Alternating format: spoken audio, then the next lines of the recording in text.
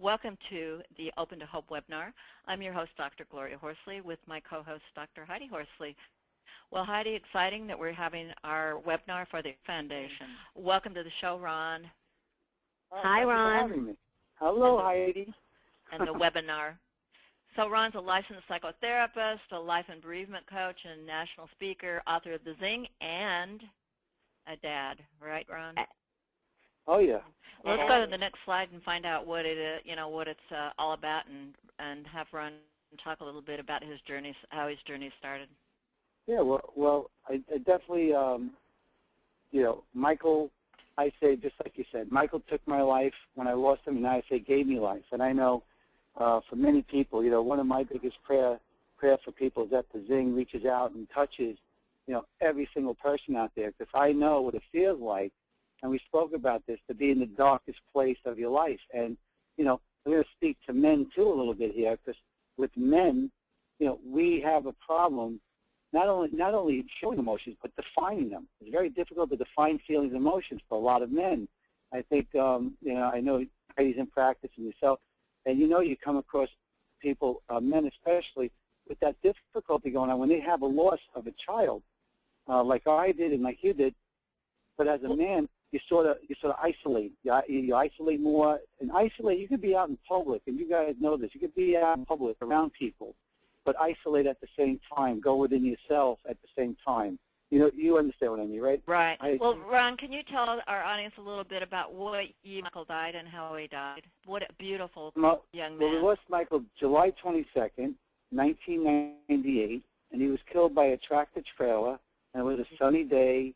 On a main highway here in Long Island, actually Sunrise Highway, and by Hospital Road, it was where he was killed. Him and his friend Anthony, I believe, is 18 and Michael is 17, and and there was no speeding or, according to all the reports, definitely no alcohol, no drugs, and whatever happened happened. But he went from one side of the road to the other side of the road, so kind of think there was a blowout somewhere, and he got to the other side, and when he got to the other side of the road, just at that moment, a tractor trailer was coming down the highway, and I guess, saw him last minute and just killed the both of them. And Wow. I know for me, that was the worst news. I mean, I can't, just like you guys, I can't express. And it was one of the happiest days of my life. I'd just gotten a promotion with my job and everything else. I was coming home. I was so happy, walked in the door, and at that time I saw my son, Ron, pounding on the counter, and this guy usually doesn't do that. And, of course, as a parent, I said, there's nothing that could be that bad. It doesn't matter if it was money, if he got in trouble. What's the problem? And then when I heard that Michael died, all I know is I walked up my steps, and went to my bed and lied down and stared at the ceiling. And I don't know where I went. I mean, we know now it was total shock, but, I mean, that was it for me. I was gone for quite a long time. And So tell us what went on and what permission you've got and what you've learned from all this for our audience out there, Ron. Maybe we can go to the next slide.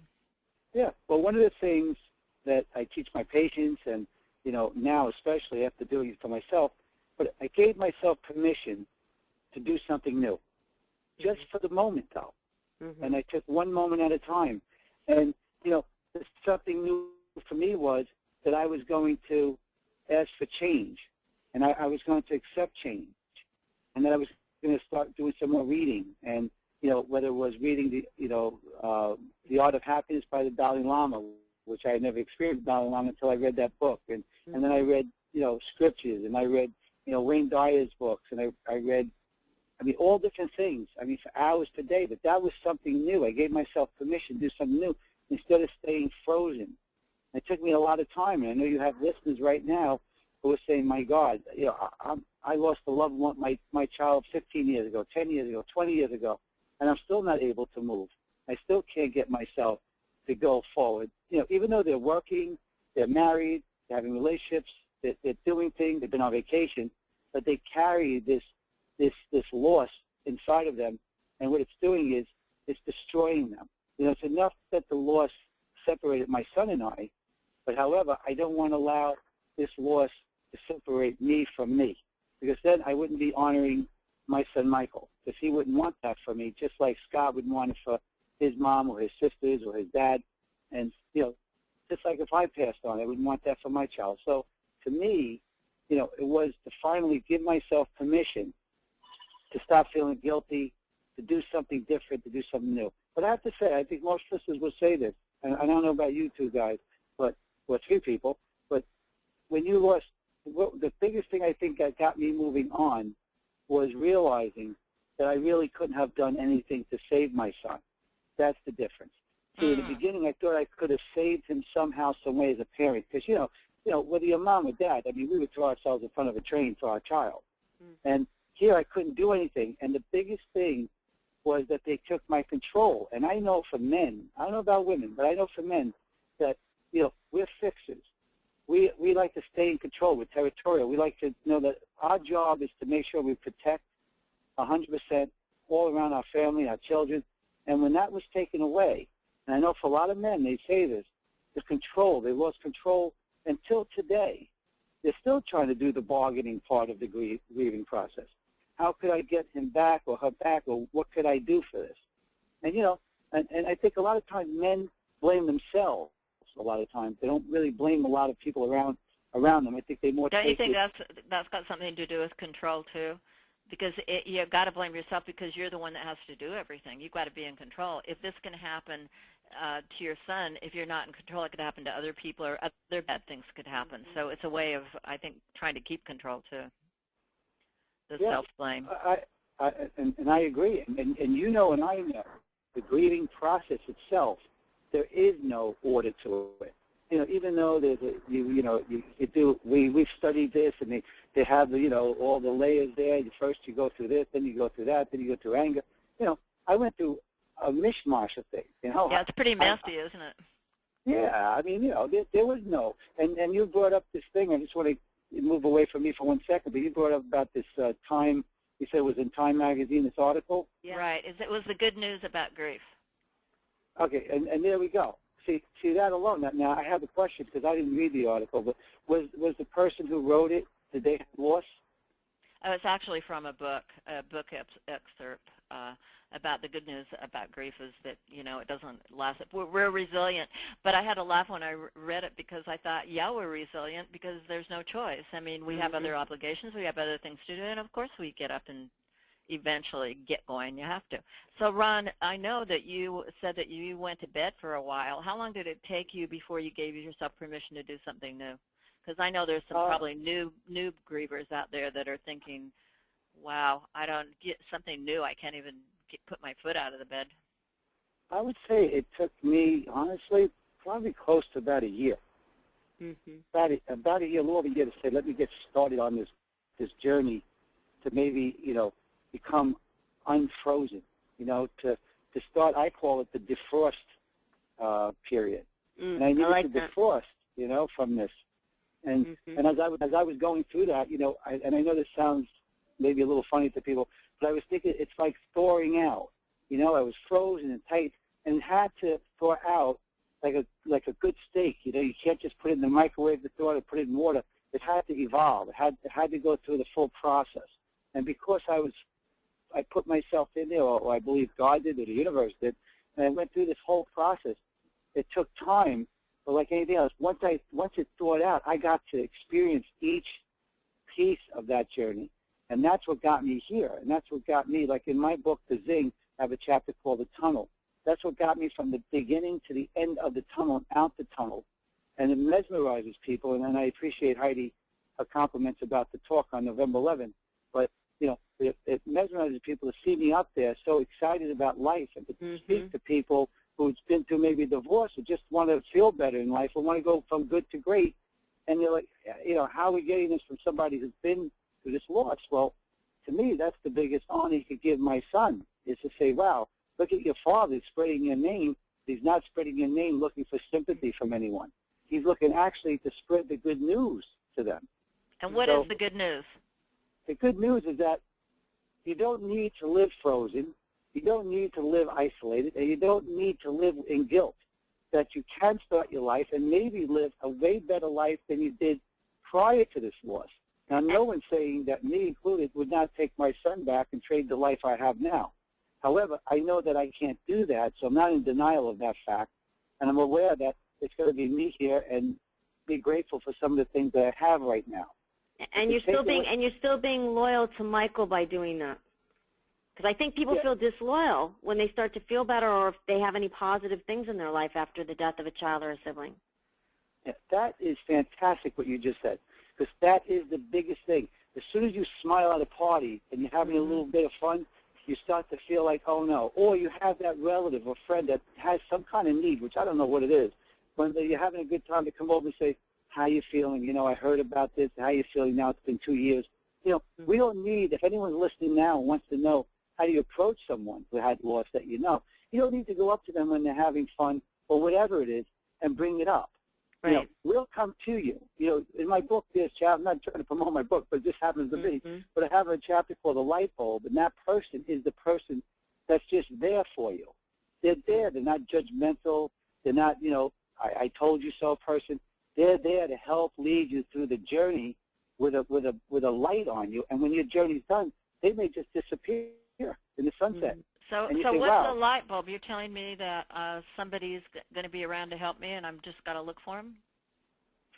That the light bulb, believe it or not, you don't look for. It appears. That light bulb personality will be the person that you least expected that would help you. You know, I know for me, I thought all these other people would be there for me, and there were a lot of people for me. But the ones that were the most instrumental for some reason I connected with were two, and I have to call them strangers because I was working with them. I knew who they were, but I didn't know them. And they turned out to be, I call them lifesavers, and they're light bulb people to me. And today, they're still my friends, but we don't hang out, we don't pal out. And if you saw the way they were with me for those years, I'm talking about hours a day with me and getting me out of the house when I was feeling depressed and forcing me to go work out in the gym with my buddy John. And I haven't seen him I haven't seen him or Beverly in a couple of years, 2-3 years. Okay, so we're going to look for the light bulb, and I know you're going to talk about when you choose to change your thoughts, you begin to change your life. I'll talk about changing thoughts, and let's go to our next slide. Because give yourself permission. You got to change your thoughts to do that, don't you? Yes, and I think Heidi, you know this because you teach it yourself. I mean, if you see, telling someone to think differently, pointing out things to people and saying this could be this way or this could be that way, in my opinion, doesn't work. What people need to learn is that they have choices, and the choices they make is what's going to produce the outcome of their day. And what choices have you made is what I like to work with patients who come to me or people going through something that is really hurting them. And I say, let's look at some choices that you've made and look at the outcome. And some things were good and some things weren't. So now going forward, let's make some choice. So the biggest choice you can make is to choose your thoughts. And when you choose your thoughts, you begin to change your life. Which I think can be very empowering, because what happens to us, as we all know, everybody out there, is when my brother died and cousin died, I felt so powerless and like a victim. And I felt like there was everything was being done to me. And so the idea that I can choose something feels very empowering, I think. Yeah, absolutely. And it is empowering because it's truly gaining your full control of what you are in control of. And we know the serenity prayer. So, as I say to my patient, I say, look, there's only 3 things you can do in life. And I would love to hear you two doctors tell me if there's anything else we should add to this, but this is what I came up with. Only 3 things you can do in life in any situation. The first thing you can do is accept the situation. The second thing you can do is change the situation. And the third thing you can do is step away from the situation. I don't believe there's anything else that you have control over but those 3 things. Most of us accept the situation, and if it's allowed when we accept it, then we attempt to change it, and then we go accept it again, and then we go to change it. And by the time we get to stepping away from it, I think you guys know, it takes a long time to make that move. I had to step away from the feeling and the emotions that were dragging me down from the loss of my son Michael and start to dig deep and realize that my son Michael gave me so much joy that this person didn't come into my life and to be a negative for the rest of my life. That I found joy for the 17 years that I was with my son. We were totally, and I mean this from my bottom of my heart, We were totally in love. This was not, I love my son. This was not, we hung out, we were buddies. We were in love. And, you know, I'm a single man now, and any woman in my life has a tough time because of my Michael, because now I understand what being in love is. And, you know, you couldn't, you know, that's the reason why it took me, and I heard Heidi say this earlier, that's what took me so long, is because the depth of love I had for my son became the depth of sadness of the loss that I had for my son. And that's how it could have only been. So it took me a long time to come back up and be able to start living life.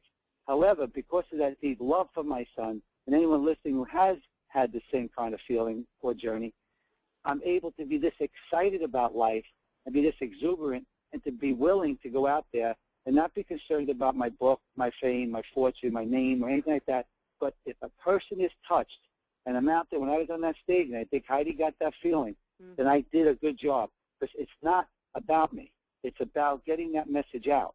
Right. So that's what the exciting part is. We've got a question from somebody, and they say, it's Michael, and he says, you say a long time. How long is a long time? It's been a year for me, and I'm still trying to figure out how to get some zing. Well, for me, to really catch what you want to call the zing and be on fire, people maybe don't want to hear this from me, but for me personally, it took about a good maybe 4 years. It took me a good 4 years to start to come out and really start to feel empowered. But that doesn't mean that this Michael who wrote the question, that he can't get there. And I don't mean it to push him, but can't get there sooner. Because now I didn't have people like the Horsleys to listen to. I didn't know that these things were around. And now that I look at it, I say to myself, wow, if I would have been more aware of people like yourself available to me, would have helped me move quicker. And I mean quicker in the sense of that I would have realized there were other people feeling pain like I was, feeling guilt like I was, you know, going through the same torment I was going through. However, on the other side, I would have gotten also to listen to some people maybe like myself who made it through and are saying, hey, listen, you could feel good again. You could live life. In fact, you could see life better than anybody else in the world who has not lived what we have, because we know that death is real. And I believe when you know death is real is when you start living. So I do live in the moment because I know any second I may not be here. And Michael taught me that. Well, Ron, and this guy's taking the first step. I think his name is Michael also, right? Right. He's taking the first step because he logged in today, and he's here with us, you know, listening to this message. And I think that's the first step towards a small shift. And I love it, this guy, too, because, you know, one of the things we find as women, you know, tend to go to grief things more. And one thing I love about what you do, Ron, and one of the things that comes up for me with what you said, and I'm thinking about Michael here, is isolate. Maybe men isolate. When you're saying that you would have moved along a little quicker, maybe you would have stopped isolating. So I guess the message is if you're isolating out there, thank goodness you're listening in on this. And if you're just visiting everybody on the net, maybe you need to step out to see a human experience, too. I get a little concerned that, you know, people just do the net and don't move out to connect and find those light bulb people. What do you think, Ron? Dr. Gloria, Ron, we have a couple of questions. And then we also have somebody that would like to ask a question. I'm going to unmute her mic. So first, I'm going to read these questions for you, and you can answer them, and then I'll unmute Maria, and she can ask her question. My son was killed 6 months ago by a drunk driver, and while I appreciate the progress, basically what she's saying is you guys are 12 years out and 27 years out. You're far out. What about the people who are 6 months out? What about them? How should they be coping? Like hell. well, I always say, hell on earth. and I always say, Mom, to piggyback that, they are doing things. They're doing the work of grief, and grief is a psychological, emotional, you know, assault on and physical assault on your body. You're doing the work. It's a lot. Your body knows how to grieve. You've got to take care of it. You've got to give it water, a walk around the block. You know, it really, I don't know what your thought is, Ron, but I think you're pretty much that close to that kind of a traumatic loss. You just have to be, you know, where you are, take care of yourself, give yourself permission to do what you do. You don't want to do anything harmful. drugs, alcohol, anything that is harmful to you. Just try to take care of yourself, and you will progress along, and I think you'll find those light bulb people. What do you think, Ron? Yeah, I totally agree. In fact, this person with 6 months, I mean, the only thing I could say is, maybe take 60 seconds and take a deep breath and write down on a piece of paper. I'm very big on the journaling, and write down people that they feel are close to them. That these people, just be aware of who they are, and then reach out to them, because I can guarantee the people who are close to them, to this person who's grieving, that these people are reaching out to that person, and they're saying, come over, let me come by, and they're doing whatever possible they can to help the person. Allow yourself, even if you feel like you don't want it, allow yourself to be helped to the point where at least you have somebody around you that will allow you to talk, and maybe talk repeatedly about the same thing. And I agree with you, Gloria, with the part of the drinking, because I remember after about a year and a half, when I was going out with a friend for one night just to go. I didn't really want to. And I'm telling you, you want to say, does God work, or does the universe know what's going on? My sister called me as I was walking out of my house. Now, this would be the first time I was actually going to go somewhere. And my sister, Teresa, she's a psychotherapist as well. And she said to me, what are you doing? I said, I'm going to go finally maybe go out and have a beer, with this other fella. And she said, listen to me, just like that. Do not drink a beer. Do not. This is Italian sisters. You cannot stop these women. And she was like, I got 3 of them, and 2 of them are psychotherapists. And she said, do not drink a beer. I don't want you drinking. I said, yeah, but I'm not going to have 1 beer. No. And she knew what she was doing. I listened to her, and I never did. I never had a drink. And let me tell you something. You're absolutely right. 100% was one of the best things. No drugs, no alcohol. And I'll tell you what it really did for me. It allowed me to feel, and maybe that's why it took me so long to thaw out, because I didn't use that, and I just went through this whole process. But I can tell you this, that if I would have done that, and I would have numbed myself, and I'm degreed in alcohol and substance abuse counseling, it takes you, drugs and alcohol, people do them because they work, but they don't work long term. So what you said there really triggered something in my head, because I do see people out there turning into alcoholics, drug addicts, and a lot of it, Heidi, there's prescription drugs. They're getting the prescription drugs like it's water. But for this person, the biggest thing. Yeah, and you want to be upset and have your emotions when you have them, because that's when everybody else is with you too. And you need to get that kind of support. And I love, Ron, what you said about let people help you. Heather, do you have another question for us? We have another question.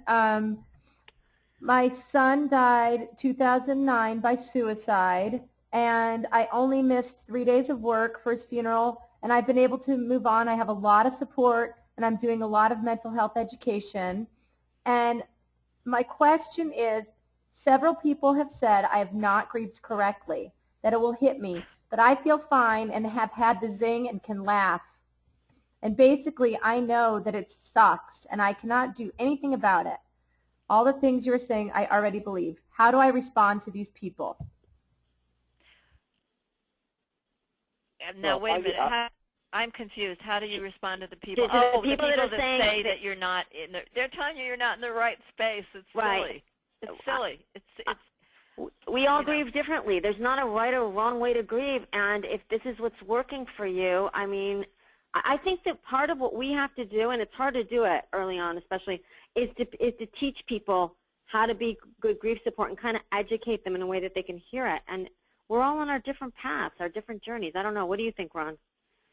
Oh, yeah. Well, I don't want to sound like a tough guy, but if I were this person, what I know now is just say to the people who say that, say, listen, right now, you know what? I don't need any of that input. Number two, you'd have to walk in my shoes, and if I have to explain myself to you, then I don't really need this person in my life. I'm sorry, but I'm very strong with boundaries. I would not allow those people in my world right now. I love that, especially right now. Yeah. Yeah, right now they don't need it. And think about this. What happens in 2, 3, 4 years from now, this person does have a downfall or something like that. He doesn't need to think that if he does feel down and he reaches out, that people are going to say, I told you, I knew this. He doesn't need that. He's like old people that are just there being non-judgmental. That's what the Zing is all about, non-judgmental. And I will do that, Heidi and Gloria. I tell you, I don't care if it's family, I don't care who it is. One thing I promised myself after losing Michael and made it through the tunnel, I said that no one's allowed to rob my peace. And if you rob my peace, means you don't respect me, and then guess what? I don't need you in my world. Absolutely. And if it's a family member, you just have to walk away or say, you know, that's not helpful. Just straight out. Yeah. Oh, absolutely. Yeah. Listen, what we've been through, you know, not too much should be scaring us right now at this stage of life. And, and you know what I mean? Not too much. And, you know, I'm just thankful that I look better than George Clooney. That's all I know. All right, a little humor in there, Gloria. You know, right? Well, humor is a healthy coping mechanism after loss. I have to tell you. Yeah, I think Heidi, your mother was saying Ron was doing so good. Now he's got to throw in a humor thing. All right. So, Heather, did you have another question? Did somebody want to open their mic? You know what? I don't think so. I think we answered it, but a reminder to the audience: if you do want to open your mic, just raise your hand. Okay, I think there's one more question here from Susan. She says, my twin daughter, she had written to me earlier, actually, saying she was going to tune into the show, and she said her twin daughter died, and she was 12, and I don't know how to help her sister. Do you have any thoughts? Wow, that's a tough one. How do you want to take that, or Ron? Her twin daughter died. She had twins. Right, and one of the daughters died. She said she was going to listen to the show, and one of the daughters died, and it's her twin sister, and she doesn't know how to help the other. How old are the girls? How old were the girls? They were 12. 12. What do you think, Ron? No, I'm leaving that to you, Heidi. Okay, I've got some idea. First of all, she's almost a teenager, and I think that one of the things I hear often, and you guys can kind of chime in on this, is that parents get worried that kids aren't grieving, because oftentimes kids at 12 and 13 and those ages, they don't often grieve in front of their parents. Now, I don't know what's going on with this child, but you don't really know what kids are doing when they're on their own, and when they're with their peers, they might be grieving, they might be talking about it. I, as a parent, would just put it out there, look, I've lost a child, I don't know what it's like to lose a sibling, I'm here for you if you want to talk about it. We're going to get through this as a family. You're not in this alone. And I feel horrible. Your twin has died, and my child has died, and we're here. If you want to talk about it, if you want to, come to me, etc., I'm here for you. I think that's the one thing. Keep communication open as much as possible. Absolutely. And I know you parents worry a lot about your kids, and I say also do it yourself and teach the world. If you take care of your own grieving, everyone will see how you do it. And your kids will see how you do it, and you really need to take care of yourself. Well, my oldest son is starting to grieve, believe it or not, maybe in the last year, and it's been 12 years, and he's finally, because he's been holding this stuff in. And I went out with him about a month ago, and he was telling me, very upset about Michael. He said, I can't believe I lost my brother. And there was a little humor in there. He didn't realize it, but he had a little humor. He says to me, and God knows, Dad, God knows, Michael was the biggest pain in the neck, but I love this guy, And he's going into this whole thing, and and as he's talking, he says, I can't believe it, and I'm speaking to him. I said, listen, it's terrible. He goes, yeah, but I don't know, you lost your son. I said, yeah, but listen, I'm fortunate so far because I haven't lost a brother. So you know what it is to lose a brother.